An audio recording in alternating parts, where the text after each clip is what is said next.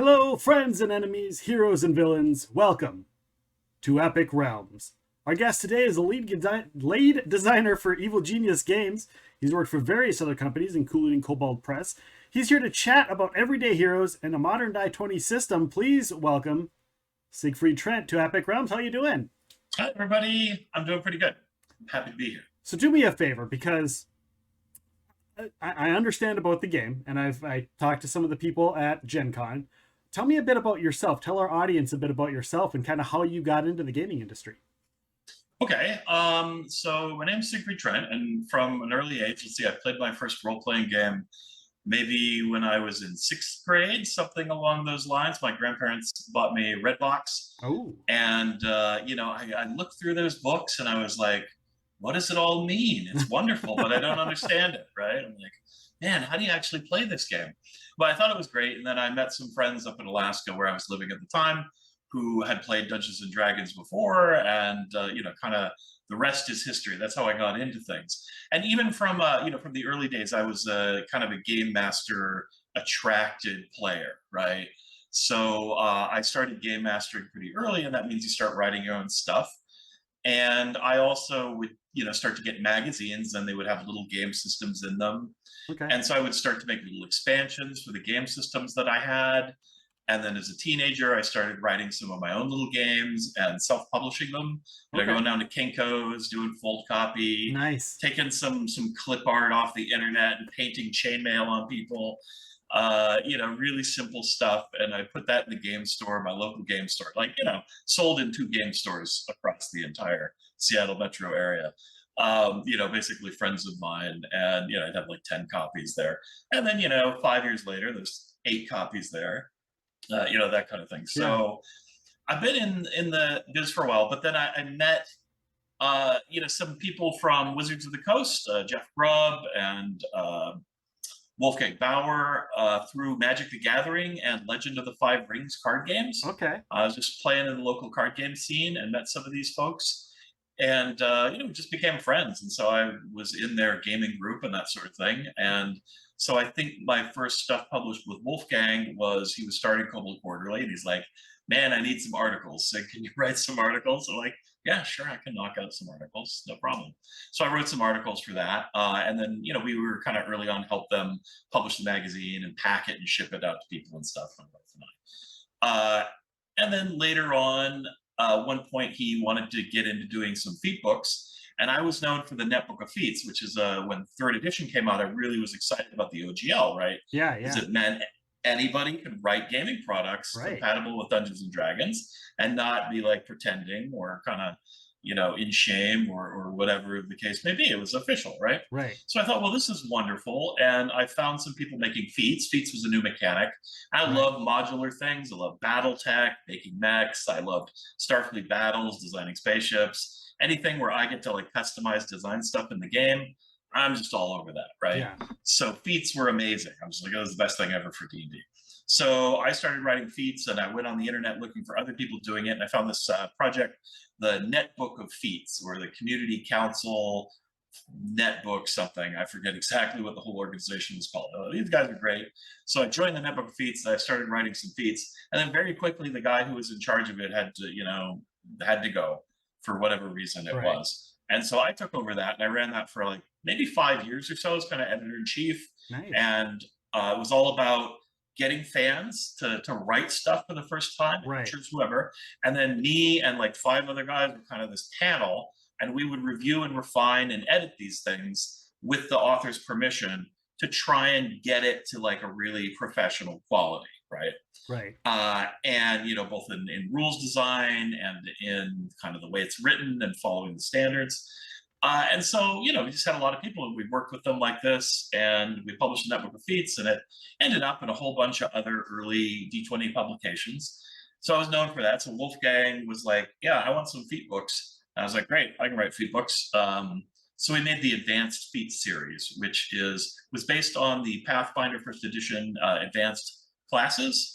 It might have been Advanced Player's Guide. I forget the name of the product, but Yeah. there were new classes: Magus, Alchemist, some other things. Yeah. I And think it's the so these Advanced were, Player's Guide. Yeah.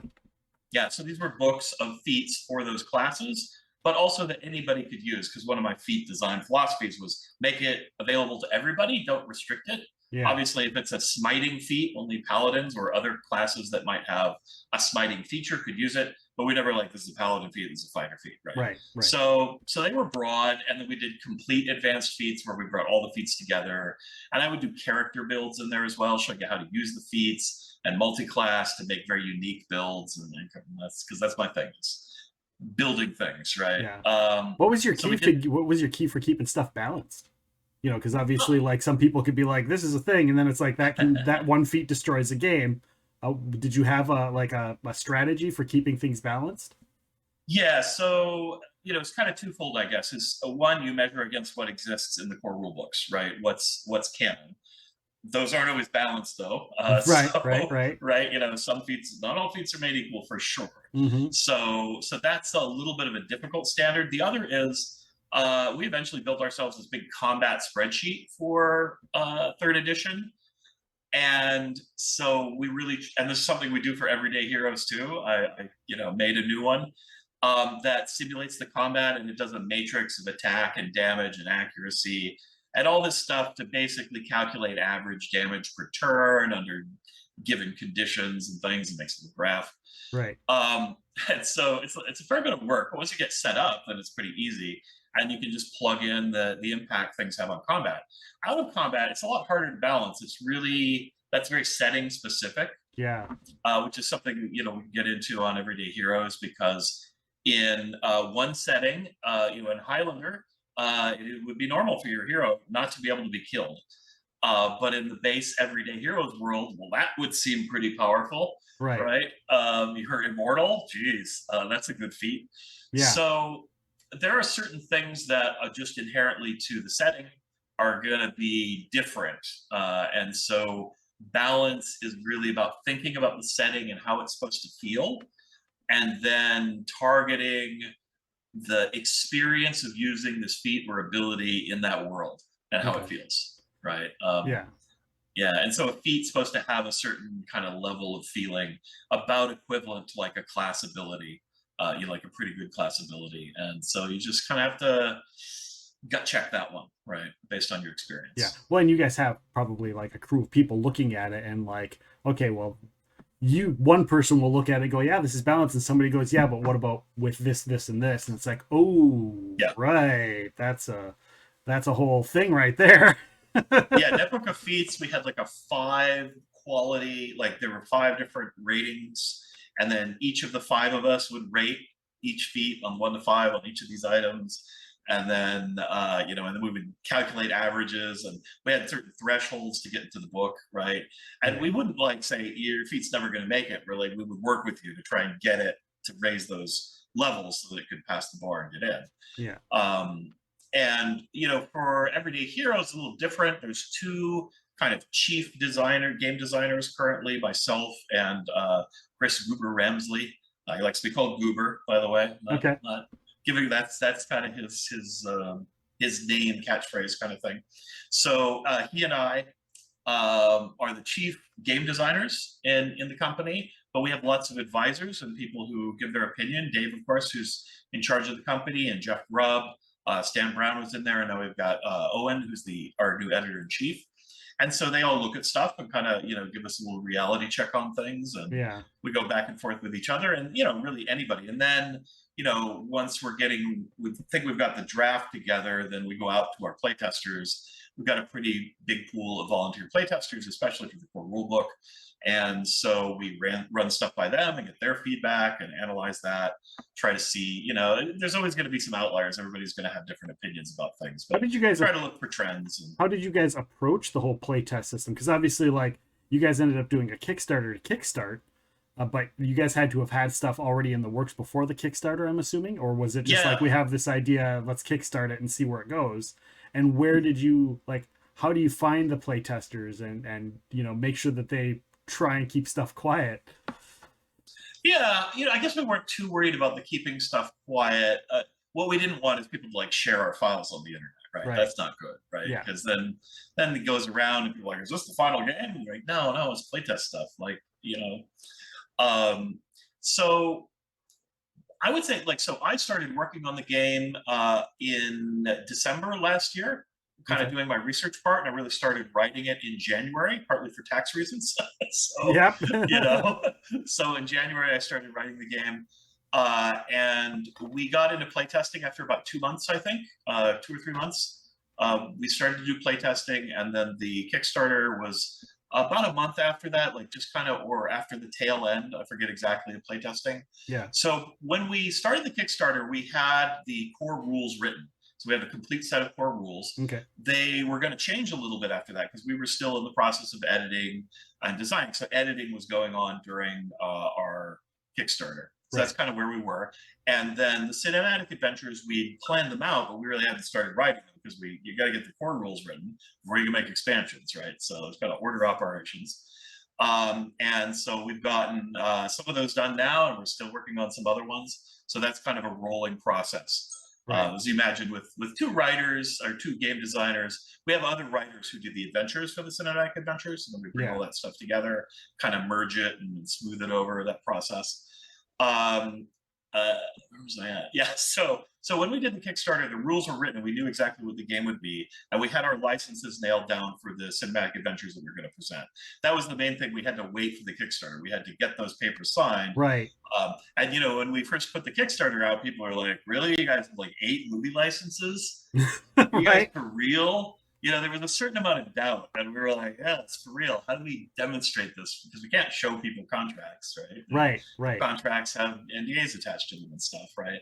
So yeah, we just had to kind of get the studio partners to put stuff on their website and put stuff on the website, and we had Jeff Grubb and some other important people who are not going to lie to you because they have a reputation out in the industry as part of the team. Yeah, that's Yeah. intentional. So that people recognize, oh no, these guys are legitimate. They may be a new company and some new names, but what we say we are doing is what we are doing.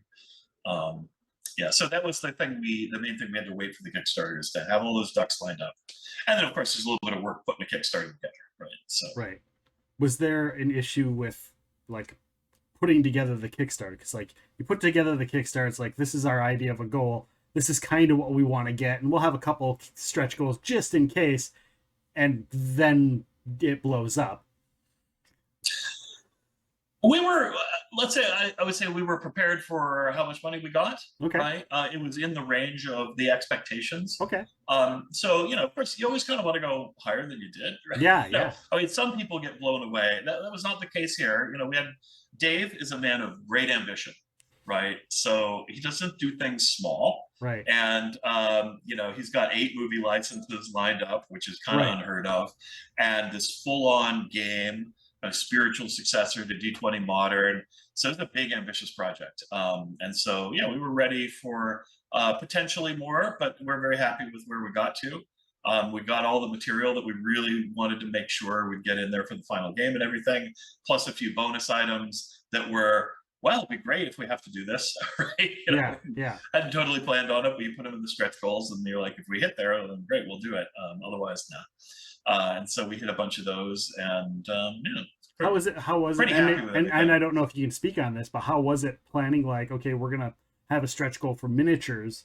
Well, you've got to go and like, okay, well, we need to find somebody that can make these miniatures ahead of time before we say we want to make this a stretch goal. Otherwise, we might Yep. burn half of our our earnings on making the dang things. Budgeting out those stretch goals. How hard is that, especially when you have a bigger list like that? Yeah, pretty challenging. Now, I don't do the money side of things much, so I don't know exactly how those Right. decisions get made. But we go pretty fast at Evil Genius Games. Like we're not meticulous. We don't have a 20-year plan kind of a thing. Dave is a dynamic guy, and I'm a pretty dynamic guy. So sometimes we'll just in the middle of the Kickstarter, we've got a couple ideas, right? We're like, hey, we could do a Rambo miniature because our license gives us the likeness of Rambo and we can use him. So it's like, do you want to do a Rambo miniature? I'm like, yeah, we should do a Rambo miniature. Can we do a Rambo miniature? Well, I'll find out. And then the answer is, yeah, we can. And it'll look really cool. And we're like, great, well, let's do it. Right. And yeah, we consider the price and when you're doing a Kickstarter, well, how many more dollars do you think it's going to bring in versus how much it costs to add that in? Yeah. There's some kind of hard math you have to do. But the truth is, you don't know for sure, right? And so, one of our biggest challenges through the Kickstarter was shipping, and that was more after the Kickstarter. People are exactly how much is shipping going to cost, and you're like, depends on how many stretch goals we reach and what people order, and there's a lot. There was at the time, we're on the tail end of COVID, and there's a lot of uncertainty, so Right. there's a lot of question marks for us, right? And those are dangerous financially. Yeah. Um, and you want to tell people exactly what shipping is going to cost, but it's hard to do. And so it kind of pushed that back, and some people were a little worried about that. And when we did come out with costs, there was a little sticker shock on, sending stuff to Europe Yeah. because our products come out not all together. We're not doing everything all at once. The original vision for the Cinematic Adventures was like a subscription almost, right? You're going to get Oh, one every okay. month. Okay. We ended up doing two every 2 or 3 months, right? Instead, just the way production works and the way shipping works, Yeah. we learned that, yeah, doing something every month is more expensive, basically, than doing it all at once. Right. But we weren't prepared to do it all at once. We had to separate it out. So we had some challenges with that, right? And I think that was one of the hardest things for Dave and War to kind of manage customer expectations, but also keep an eye on the bottom line. And balancing those two things is definitely, I think, a challenge for every Kickstarter. Yeah, for sure. And was a challenge for us, especially first time for us. We had some advisors who've been through this before, but And that's our always main good crew, too. And yeah, that's, but our main I think crew people is a little always, new. people who don't, people participate in Kickstarters, like they sign up and they get products, but I don't think a lot of people understand what goes into trying to plan when they're Yeah, going to do a product like that. There have been many people who have dramatically failed because they just didn't plan correctly, and then they get all these backers and then they can't follow through because they yeah, didn't plan, as well as say you guys did. So yeah, it's always interesting to to talk about that with the different people, because everybody seems to have a different way that they plan how they're going to do their Kickstarter. So I always am like, when somebody does a Kickstarter, especially a successful one, or even people who have had successful ones but have also had failures, to kind of talk about, okay, well, this is kind of what happened here. So it's nice to see that little behind the scenes at prepping a Kickstarter. yeah. And I think the best policy is try to be as honest as possible. Mm-hmm. I mean, you never want to tell people we don't know what we're doing, right? That's Right. not good. Right. But the honest truth is, stuff happens that's unexpected, and you do sometimes have to kind of circle the wagons and figure out what's going on and figure out what your plan's going to be, because it's not going the way you thought it would. Right. Right. I think that happens to everybody.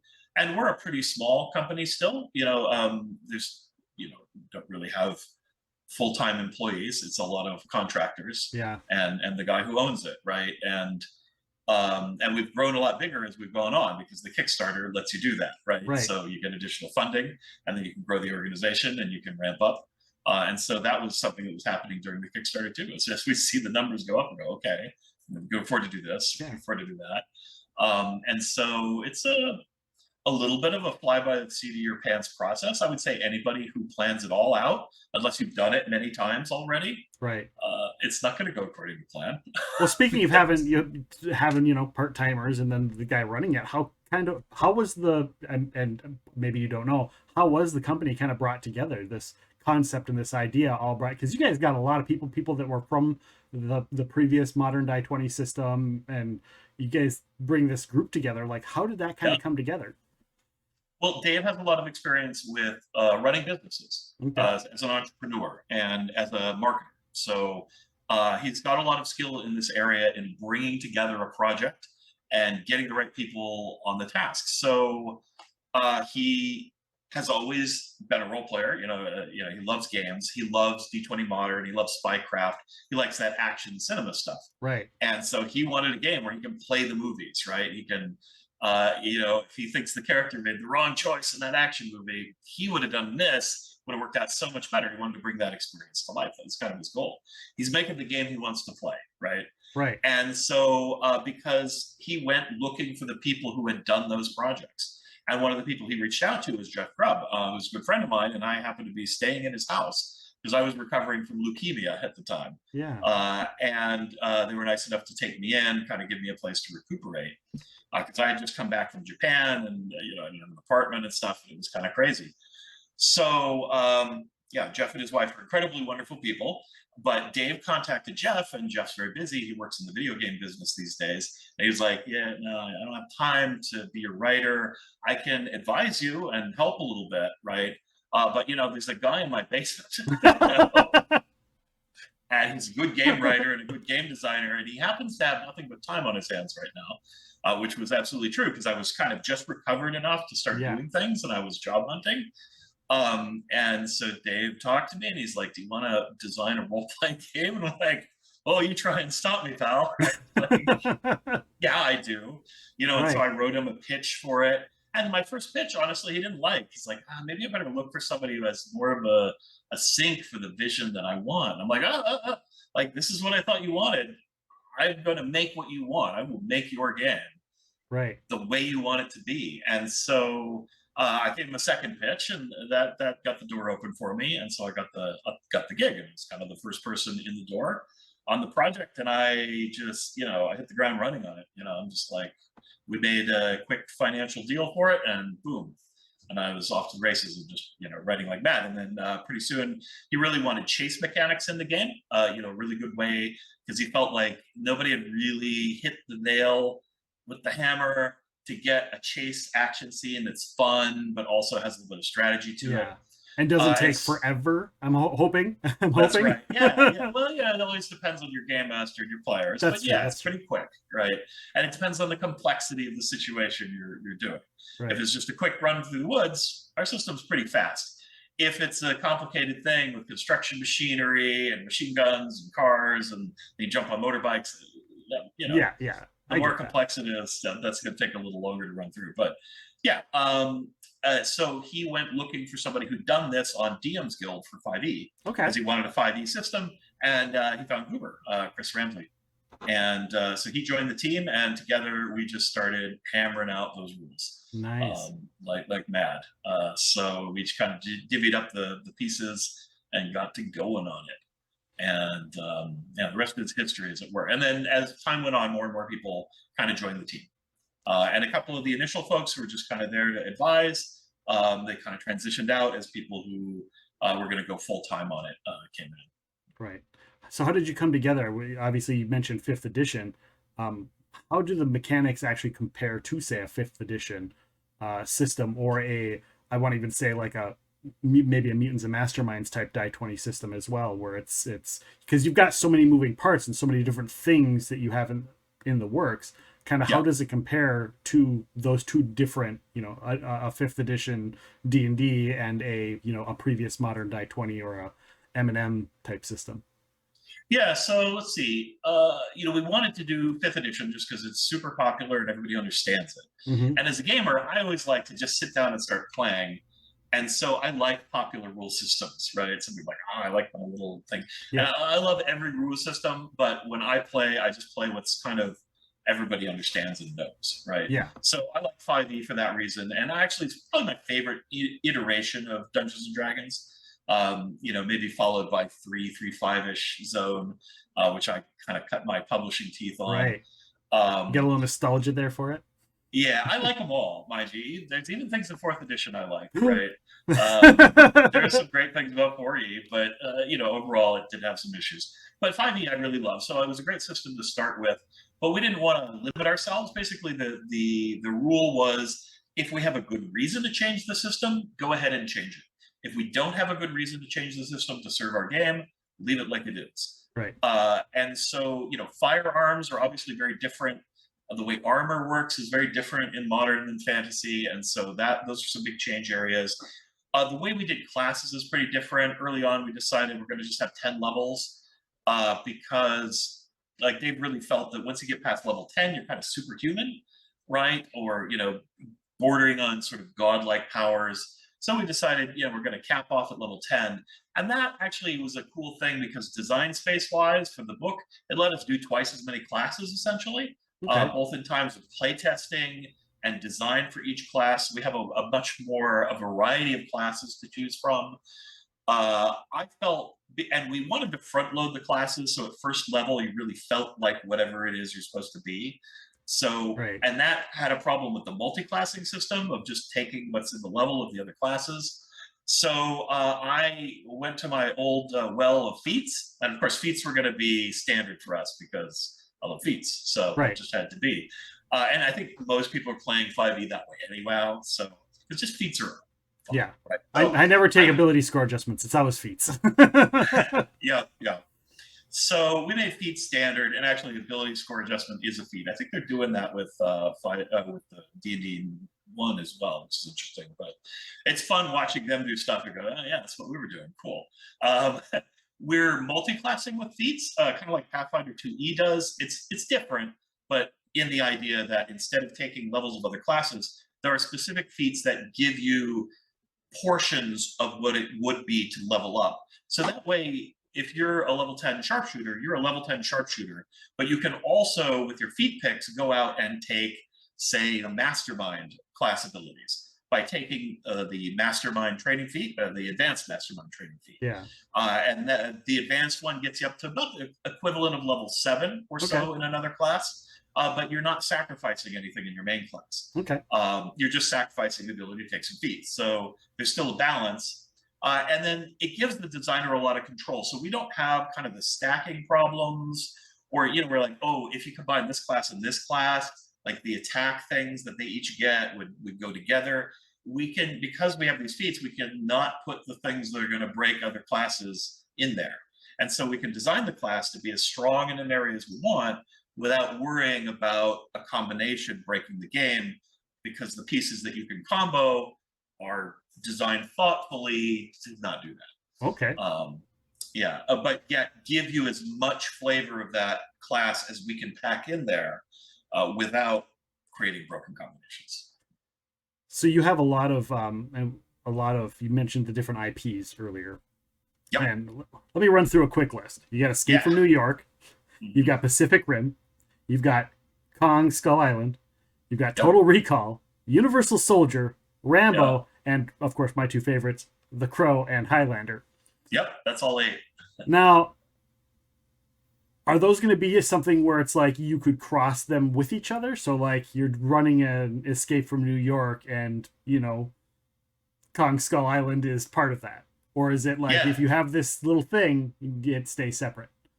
Yeah, no, you can mush them all together. We can't in our cinematic adventures. Right. They're licensed properties, so they have to stand on their own. But you absolutely can take the rules from all of them, and they're all designed to be compatible with the rule system. And then at the end of each year, we're going to publish a rules compendium, like towards the end of the year. So we'll have a 2023 rules compendium. And we're going to take the pure mechanics from each of those properties, file off, the intellectual property from them. So people can just have the mechanics separated from that and kind of integrated with one another together in a book. Okay.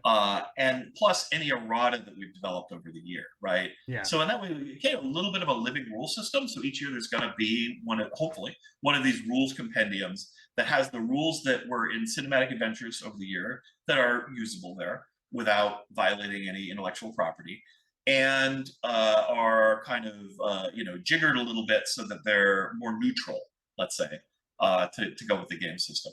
And plus any errata or anything, updates that we decide, from feedback from players. Oh, this feat's a little bit broken. We can make an updated version of the feat and put it in these rules compendiums, so that we kind of, just keep everything nice and tidy. And the people who don't care about the IPs can just get the rule information in this book, which is going to be kind of all rules, no setting kind of a book, right?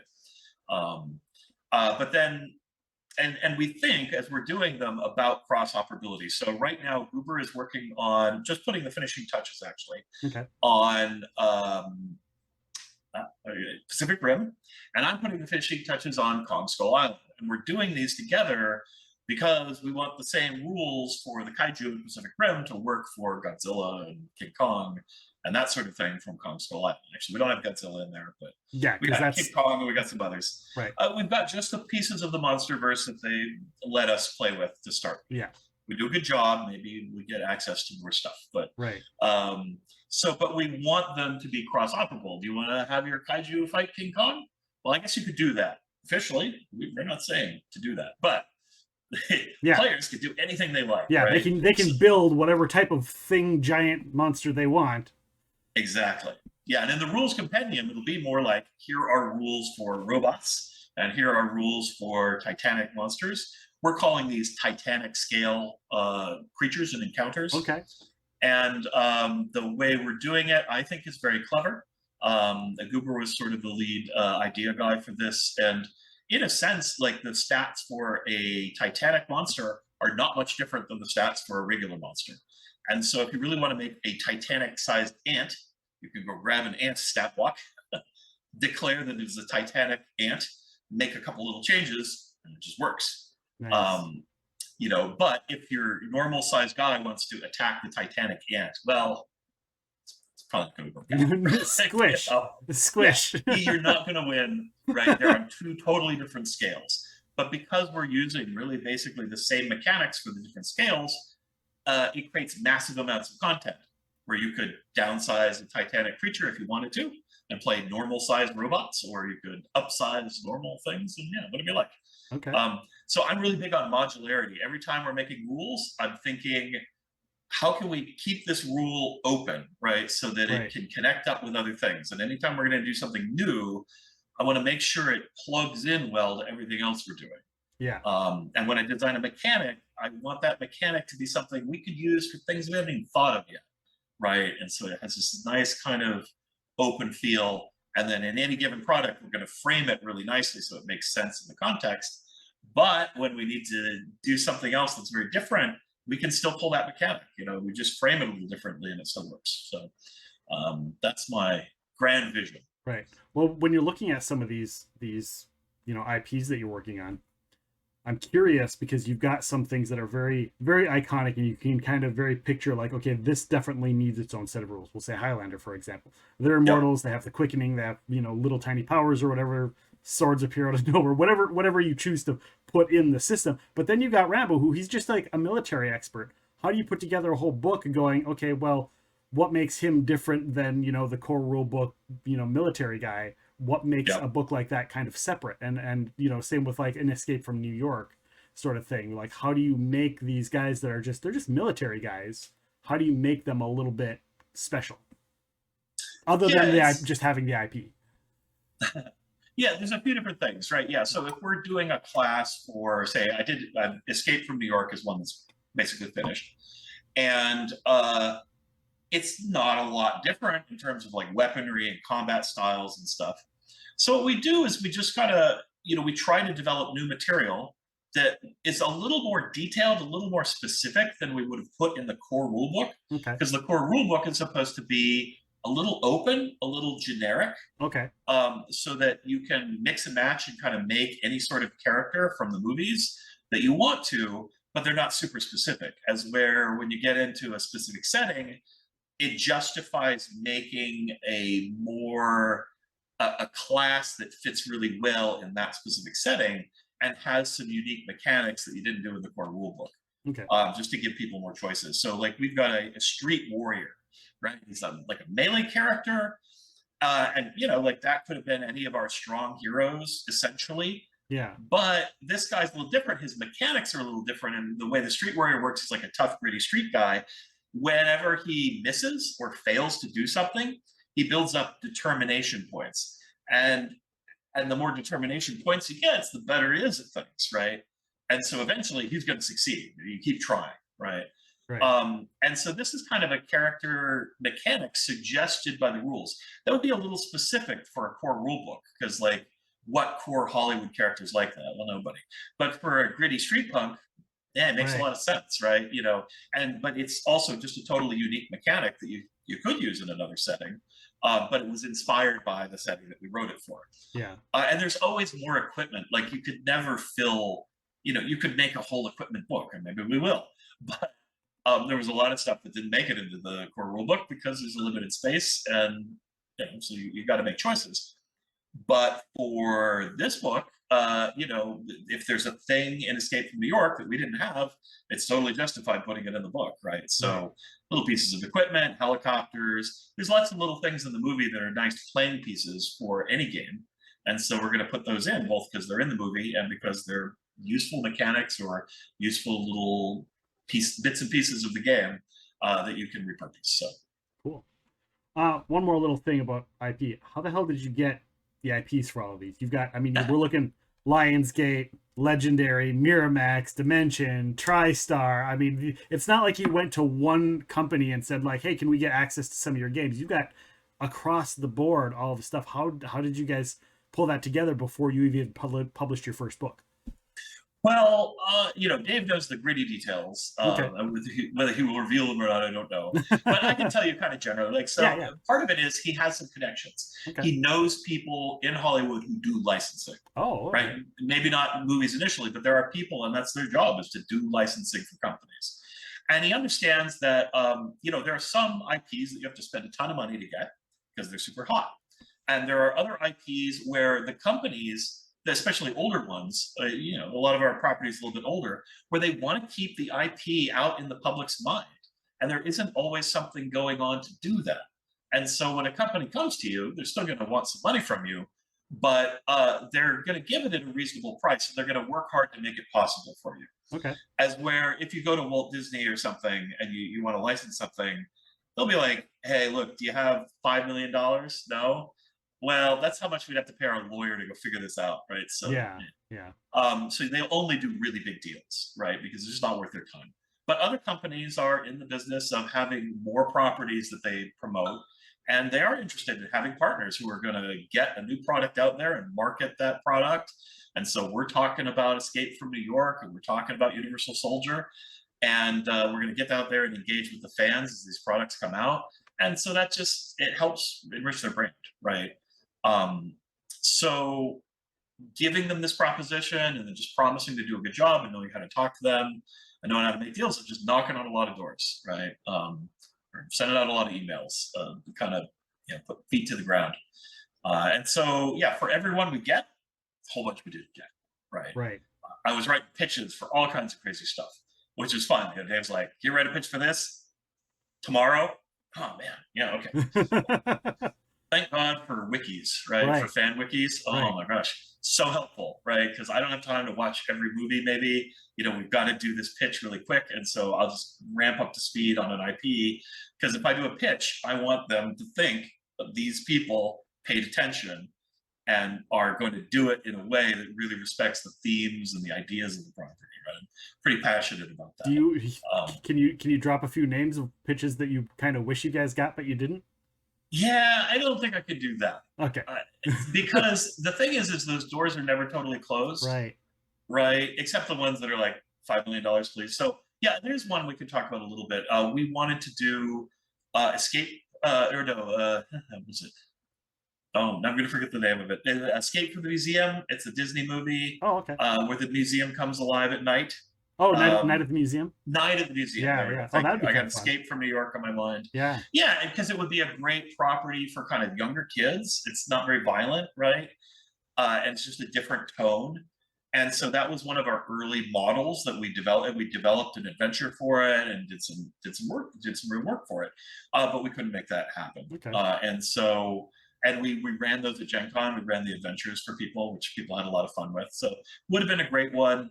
But maybe we can find something similar in the future. It'd be nice because I Yeah. think it's cool to have a game that's angled a little younger. It's still fun to play as an adult, right? Yeah, It's like wacky action and comedy and fun puzzles and And silly silly, yeah. situations. What about Yeah, so what about anything in the horror genre? Because there's a lot of horror icon stuff in that, and I don't want to say any yeah, specific names, but was there a thought to do like let's do a horror book or something along those lines? we'd like to. That's Goober's absolute favorite genre, and it's probably one of mine too. I play Call of Cthulhu all the time. Nice. So I would love to do some, especially like I think like anything by Clive Barker makes a really cool role playing setting because he tends to have an expanded mythology for all his Yeah. things, and so that's really cool. Yeah, I mean, there's just a ton of movies and stuff I would love to do.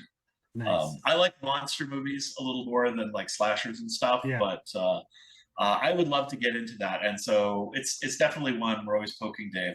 One of the things our fans most like to do is suggest movie franchises for us, right? Like, hey, get these guys, get these guys, get these guys. What's the top So suggested movies that fans have called oh, for? I don't, John Wick is one Oh, of the yeah. obvious ones, right? Like that would be a major thing to get. Yeah. So that gets suggested a whole bunch. Actually, people often suggest ones that are already being done, which is a little difficult. So they're like, "I should do aliens." I'm like, yeah, that just came out, right? Like Right. that would not be nice at all. Right. And so yeah, some of those kinds of things. But yeah, so many suggestions, and some of them I think are out to torture me. Yeah. Right? They're like, they'll pick an obscure trauma film or something, and I'm like, no, Eraserhead, what? Like, Anything with Bruce Campbell in it, you know. yeah. Oh, we would love to do like Evil Dead. Yeah, that one gets suggested a lot, of Yeah. course, Yeah. right? So there's a lot of great things. Right now, there's a really hot Kickstarter for Monty Python, right? Oh gosh. Yeah. Yeah. Mine, oh man, what a great license to do. So there's so many. I mean, it's an incredible smorgasbord out there. It's a question of getting your hands on them. It can be really tough sometimes. So Okay. Cool. Cool. All right. Let's talk about the art in these books because mhm. you guys put these books together and like you get this movie theming, but then you get like almost this comic book style art in there. Yeah. Was that intentional? Was there like this is the type of art we want to look for, or was it just like these are the artists we got together, we like them, let's use that? Well, because we have this idea that we're sort of a spiritual successor to D20 Modern, right? We got Jeff Grubb, who was the author of D20 Modern, and Stan, who worked on D20 Modern, and so that's like our inspiration. Obviously, we're not remaking it. It's not an official WotC product or anything like that, but that's kind of our guiding stars we want to emulate. And it had a kind of almost comic book style for its characters, and Dave really likes it. And so, we certainly didn't want to emulate their style, but we wanted that spirit, if that makes Yeah. sense. Yeah. And so we tried to get characters, and we found artists who are kind of like that. Now, when our full book comes out, you'll see a few different styles, because we Okay. have a few different artists. Okay. And so we have these things called scenes, and they're done in a little more modern kind of, I don't know, it's hard to describe, like a movie poster style, kind of. Mm. Um, and our cover is a little more realistic style, but a lot of the interior animations for all the different classes and characters are that kind of not exactly a comic book, but an illustration style, let's say, Right. right, with strong lines and not photorealistic. Yeah, and that's partly an intentional style and partly the artist that we liked working with. So you Nice. may see some of those change over time, and each book has its own tone, right? So we did The Crow and Escape from New York first, and those have a dark theme, Right. like they're Yeah. all at night, right? Yeah. But there's some artwork in them that's a little more colorful. We didn't want the whole book to be kind of drab looking, Right. right? You don't want a boring looking book. But we definitely had art direction for each book that kind of says this is the feel and the tone of this book. And Right. our core book is kind of bright and colorful, a little brutal, maybe. There's a lot Right. of Right. like bloody weapons and things, and this is an action. It's action cinema is the guiding theme, right? And Right. so it's a bit broad and a bit colorful and strong looking. I like it. It's kind of the stuff. So. I noticed that you guys are taking going a little bit above and beyond because you've got the role playing system and everything like that. But I've seen some posts where you're doing some other stuff. I see that there's like there was posted on like your Kickstarter information page. It said something about like you're gonna have like a Highlander leaderboard sort of Oh thing. yeah, maybe so. It said it was like a VTT leaderboard or something like that. So there's just something Wow, okay. else that was posted on there, or you the Roll20 integration stuff. So like, Oh yeah, well we've got partnerships with Roll20 and another VTT whose name is going to escape me at the moment. okay, Um, oh well, sorry about that, guys. that's okay. I don't handle that part of things very much, but yeah. So we have some partnerships with the VTTs, and they're going to be doing implementations of our game. That was something we set up really early. Uh, we're not, we were not directly in control with that. Kind of, they're doing it on our Yeah, behalf. yeah, But we're providing them all the information to put that together. yeah. So that's going on, and we have a partnership with Sirenscape, which is kind of a sound software to make background sounds and Yeah. stuff for the game. And like our example adventure that we put out uh, in our quick start guide, Into the Jungle or something along those lines. There's a free Sirenscape package for it. It's Okay. just great. It's loaded with all kinds of cool sounds. It's got like buzzing mosquitoes, which I can't stand. I turn those off. But, but it's got So all you these cool, and irritate a your gamers. whole What is panel of sound that? effects. Yeah, so like I said, Dave is a really ambitious guy, and he wants to do everything. Well, I think Right? it's really cool to You know, have that so added content, especially. I mean, it's a company that started at the tail end of the pandemic, so like, there's all this stuff that was like really evolved super quickly because of the pandemic. You know, the roll yeah, 20s that got super popular, and obviously like things like Zoom and team meetings and Google Hangouts or Google Chat or whatever it's called, all yeah, kind of boomed in the role playing game because nobody could meet up. And so here you've got, this digital, you got digital content out there. You guys got your like I said, the roll 20 integration stuff coming out. And are there any thoughts on somebody doing like a PFSRD sort of thing for your system, or just hope that maybe somebody else out there in the world puts something like that together? yeah. Maybe right. It's one of those things where we're open to anybody coming. Like Dave will listen to anybody's pitch, right? Okay.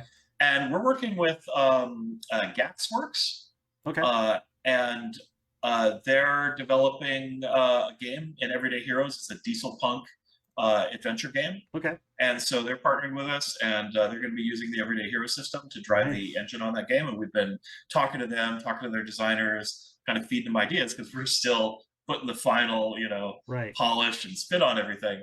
And so, but we keep them informed so that they can play along, and we're kind of open to anybody, right? So if somebody likes our system and you want to build on it and partner with us, both to advertise things and to put your game together and to get some support from our designers and our team, we're totally open to that. We haven't published our license yet, but we're gonna have a compatibility license. Okay. We're an open gaming license product, so you can use our mechanics, right? Nobody will stop you. We won't complain.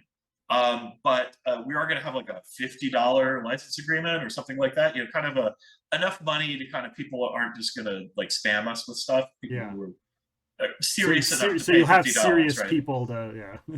Yeah, or at least serious, like enough that you're willing to put up a small amount of money to say, Right. yes, I care and I actually want to make a product, right? Other than I just had an idea. Yeah. Um, and ideas are great, by the way. It's just we have limited time, so we have to, work with people that are going to make something, hopefully. So we'll have a license like that, and that lets you use the Everyday Heroes logo and compatibility logo and some other stuff, and we'll cross market with you, right? And we'll, Yeah. for free, put stuff on our thing to promote your thing, and hopefully you'll put our stuff on your thing, etc. Just by using the logo, of course, it builds the brand. So Yeah. we really have an ambition to make this a broad umbrella of a game, kind of hopefully the hub of like action cinema role playing. Yeah. Where Dungeons and Dragons is the hub of fantasy gaming, and there's some others you might argue that are like the hub of horror gaming. So we're aiming to be the hub of kind of action Yeah. That'd gaming, be cool. and we're willing to support other people and really try to help them uh, do whatever their ambition is, I don't know how many because we don't have times. enough time to do everything, right? Yeah. Because we'd love to see all of that. We'd love to see a computer game. We've had a few people approach us for translating. We just don't have the infrastructure to do that ourselves right now. But if Right. somebody else is willing to partner up, then we'll get that done. So yeah, I encourage people to reach out to us. I'm easy to find. The company's pretty easy to get contact info for. So Well, I don't know how many times, in the early role playing career, I'm like, God, I really wish I could do this in a role playing game. Well, let's just take this and we'll just have to make stuff up and play this XYZ game that we want to play yeah, off of this movie we just saw. And now that's going to be an option, and that's super awesome. Especially considering most of the ones we wanted to do that with our titles that you guys actually have. So, hmm you have events coming up, conventions. You guys are going to probably be at Gen Con next year, I'm assuming. yeah, we'll be at Gen Con next year. I believe we're going to be at Origins. Okay. So we're looking to get that set up. I don't think we have any other hard plans at the moment for conventions. Okay. It's possible. That's kind of more the marketing side of the business, which I don't Yeah. interface with as often. Right. Or follow. Just too many people. We'll just have to get you all on all at once, and then you guys can just answer all of the questions, which will probably just turn into, laughing and chatting about whatever people come up with at the Oh time. yeah. Well, as we get closer to like the game coming out in stores, because we're definitely going to be on store shelves and everything. We've got all the big distributors lined up to work with us. If that comes on and will be a little less intense as we try to give birth to the core rulebook, which is a Right. massive project, Yeah. then you probably have a could be pretty easy to get some of the other folks on. Right now, it's tough because Yeah. everybody's scrambling. Right, So. right. Well, I'm glad you were able to hang out and join us for this and to talk about it on this amazing Halloween evening. We're talking about, Yeah. I dressed up as the Crow for my senior pictures, so I mean, it's perfect to talk about some of these characters on Halloween. So, Yeah, thanks totally. so much for joining. You are on Twitter at Sig Trent. And Evil Genius Games, they can find on Twitter, Evil Genius Games. Instagram, evil.genius.games. Facebook, /Evil Genius Games, and evilgeniusgames.com. I think I got all the social medias in the website, right? I think so. Awesome. Well, again, thank you so much. Stick around for the people listening in our live stream. We're going to get to your Q&A, so go ahead and post them in the chat, and we'll try and answer all of your questions in just a moment. But I do want to let you guys know our upcoming guests. We're talking Halloween season, spooky season. Well, it doesn't get any spookier than this. Live on November 14th from Travel Channel and Discovery Plus, we're going to be joined by paranormal investigator Dave Schrader. He's from the Holzer Files on the Travel Channel, and the Ghosts of Devil's Perch just came out. He's also the host of the Paranormal 60. He's going to be joining us again November 14th. The podcast will be live November 15th, but you can join us and ask your own questions on the 14th. Also, on the 28th, we're going to get comic book writer and artist Eric Burnham is going to be joining us. He's worked on Ghostbusters, Godzilla, Ninja Turtles, G.I. Joe, Transformers, and so many more comic books. The list is a mile long. That's November 28th. The podcast will be available on the 29th. And December 12th, professional wrestling legend Wild Bill Irwin, a.k.a. The Goon, and many other names are just some of his names. He's worked for the WWE, WCW, AWA, WCCW, NWA. The list goes on and on and on. That's going to be December 12th, and that episode will be live and available on December 13th. That may turn into a 2-episode show, so make sure to join us for that. So, everybody who is listening, please rate, review, subscribe, click all of the links and all of the buttons. Go and check out our guest and check out our past episodes. All of that stuff helps us and helps our guests. So, for Sigfried Trent, I am Nick, and thank you for listening to Epic Realms.